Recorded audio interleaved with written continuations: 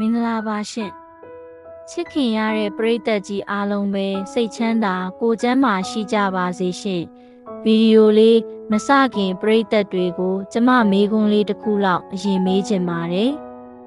နှစ်သက်ကူးတဲ့အခါတိုင်းကျမ်းမာရေးလိုက်စားမယ်စာဖတ်မယ်ငွေစုမယ်ဆိုပြီးရည်မှန်းချက်တွေအကြီးကြီးချခဲ့ဘူးကြလားရှင်ဒါပေမဲ့တကယ်တမ်းကျတော့တစ်လနှစ်လလောက်ပဲလုပ်ဖြစ်ပြီးနောက်ပိုင်းမှာငကိုအကျင့်ဟောင်းတွေစီပဲပြန်ရောက်သွားတာမျိုးရောကြုံဘူးကြလားရှင်အဲ့ဒီလိုဖြစ်ရတာဟာမိတ်ဆွေတို့မှာဇွဲမရှိလို့စိတ်တက်မခိုင်မာလို့လုံးဝမဟုတ်ပါဘူးမိတ်ဆွေတို့အသုံးပြုနေတဲ့စနစ်ကြီးမှားယွင်းနေလို့သာဖြစ်ပါတယ်ဒီနေ့ကျမတို့ဆွေးနွေးမယ့်စာအုပ်ကတော့စာရေးဆရာ James Clear ရေးသားထားတဲ့ကမ္ဘာကျော် Atomic Habits ဆိုတဲ့စာအုပ်ပဲဖြစ်ပါတယ်ဒီစာအုပ်ကိုမြန်မာစာဖတ်ပရိသတ်တွေအလွယ်တကူဖတ်ရှုနိုင်အောင်ဆရာအွန်လိုင်းကအသေးအမွှားအလေးထားမှသည်အောင်မြင်မှုများစီသို့ဆိုတဲ့နာမည်နဲ့အကောင်းဆုံးဘာသာပြန်ဆိုပေးထားပါတယ်ရှင်တကယ်လို့ဒီနေ့ချုပ်လေးကိုနားထောင်ပြီးသဘောကျတယ်ဆိုရင်ဒီမြန်မာဘာသာပြန်စာအုပ်လေးကိုပါရှာဖွေဖတ်ရှုဖို့ကျမကအကြံပေးချင်ပါတယ်ရှင်ဒီစာအုပ်ကကျမတို့ရဲ့နေ့စဉ်လုပ်နေကြအကျင့်လေးတွေကိုပြောင်းလဲခြင်းအဖြစ်ဘဝကိုဘလို့ကြီးကြီးမားမားပြောင်းလဲပြစ်နိုင်မလဲဆိုတာကိုလက်တွေ့အကျဆုံးနည်းလမ်းတွေနဲ့ရှင်းပြပေးသွားမှာပါဗီဒီယိုအဆုံးထိကြည့်ပေးဖို့ဖိတ်ခေါ်ချင်ပါတယ်ပြီးရင်တော့ကောင်းတဲ့အလေးအကျင့်တွေကိုဘလို့လွယ်လွယ်ကူကူတည်ဆောက်မလဲဖျောက်ဖျက်ခြင်းတဲ့အကျင့်ဆိုးတွေကိုဘလို့အမြင့်ပြတ်ဖယ်ရှားမလဲဆိုတာကိုမိတ်ဆွေတို့အတိအကျသိသွားပါလိမ့်မယ်ရှင်ကဲစာအုပ်ရဲ့အဓိကအယူဆကိုစပြောကြရအောင်စာရေးဆရာကကြီးမားတဲ့အောင်မြင်မှုတွေဆိုတာတခါတည်းနဲ့ရုတ်တရက်ကြီးကြီးမားမားပြောင်းလဲပြစ်လိုက်လို့ရလာတာမဟုတ်ဘူးလို့ဆိုပါတယ်နေ့စဉ်ပုံမှန်လှုပ်ဆောင်နေတဲ့သေးငယ်တဲ့အလေးကျင့်လေးတွေစုပုံလာရာကနေရလာတာပါသူက100%စီးမြင့်ကိုမိတ်ဆက်ပေးထားပါတယ်တကယ်လို့မိတ်ဆွေတို့ဟာနေ့စဉ်ကိုမနေ့ကထက်100%လေးပိုကောင်းအောင်စူးစမ်းမယ်ဆိုရင်တစ်နှစ်ပြည့်တဲ့အခါမှာငကိုထက်38ဆပိုပြီးတိုးတက်လာမှာဖြစ်ပါတယ်ရှင်စန့်ကျင်ဘက်အနေနဲ့နေ့စဉ်100%ပိုဆိုးသွားမယ်ဆိုရင်တော့တစ်နှစ်ပြည့်တဲ့အခါသူညအထိကျဆင်းသွားမှာပါအကျင့်ဆိုတာအတိုးနဲ့ပွားတဲ့အရာမျိုးဖြစ်ပါတယ်နောက်ထပ်အရေးကြီးတဲ့အချက်ကတော့ရည်မှန်းချက်တွေထက်စနစ်ကိုပိုပြီးအာရုံစိုက်ဖို့ပါပဲဒီအချက်ကိုပိုပြီးထင်ရှားသွားအောင်စာရေးဆရာကဂရိစစ်တီတော်ကြီးတွေရဲ့စကားပုံတစ်ခုကိုစာအုပ်ထဲမှာကိုးကားပြထားပါတယ်အဲ့ဒါကတော့စစ်မြေပြင်မှာရန်သူနဲ့အသေးအကျေရင်ဆိုင်ရချိန်မှာစစ်သားတယောက်ကိုသူ့ရဲ့မျှော်လင့်ချက်တွေရဲစွမ်းတတ္တိတွေကကယ်တင်မှာမဟုတ်ပါဘူးသူနေ့စဉ်ပင်ပန်းလေ့ကျင့်ထားတဲ့စနစ်ကသာသူ့ကိုကယ်တင်သွားမှာပါဆိုတဲ့အချက်ပါပဲဒါဟာတကယ်ကိုမှန်ကန်ပါတယ်အားကစားပြိုင်ပွဲတစ်ခုမှာနိုင်တဲ့သူရောရှုံးတဲ့သူပါရွှေတံဆိပ်ရဖို့ဆိုတဲ့ရည်မှန်းချက်ချင်းတူတူပါပဲကွာခြားသွားတာကသူတို့နေ့စဉ်လေ့ကျင့်တဲ့စနစ်ပါပဲရှင်ဒါကြောင့်ရလဒ်ကိုပြောင်းလဲခြင်းရင်ကိုနေ့စဉ်လုပ်နေတဲ့အလေးကျင့်စနစ်တွေကိုအရင်ပြောင်းလဲရမှာဖြစ်ပါတယ်ဒါဆိုရင်ကောင်းတဲ့အလေးကျင့်တွေကိုဘယ်လိုတည်ဆောက်ကြမလဲ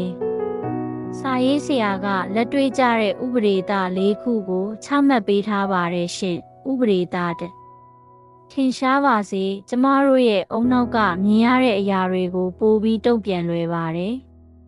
ဒါကြောင့်ကိုလှုပ်ချင်တဲ့အကျင့်ကိုမျက်စိရှိမှထင်ထင်ရှားရှားရှိနေအောင်လုပ်ပါဥပမာမနက်တိုင်းရေများတောက်ချင်တယ်ဆိုရင်ရေဘူးကိုညကလေးကစပွဲပေါ်မှာအစင်သင့်တင်ထားလိုက်ပါဥပဒေသားနဲ့